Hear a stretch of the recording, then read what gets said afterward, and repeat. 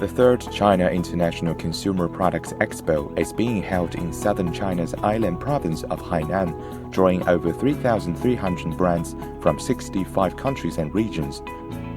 The China International Consumer Products Expo is the fourth national level expo in China, and also the largest one, and focused only on the high-end premium consumer products.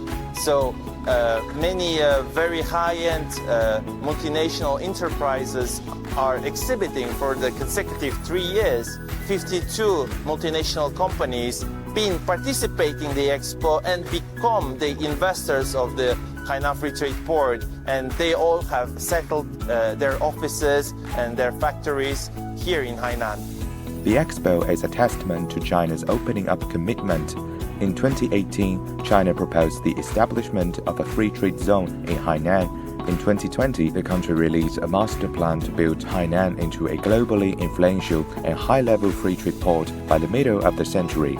Since then, a slew of favorable policies have been issued to support the development of the Hainan Free Trade Port, including zero tariffs and easy market and foreign investment access. 我们一年进口约2200吨乳胶，每一吨享受免关税900元，整体全年约节省200万人民币的关税。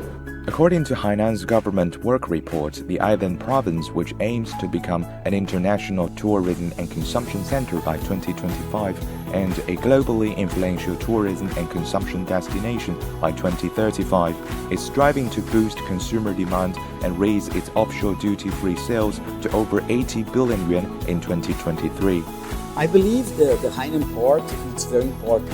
It's an instrument for Hainan become a gateway for Asia. Well, I think it helps in both places. I mean, both regionally and globally, because you can very easily bring products and services, and that will help to pull countries together more.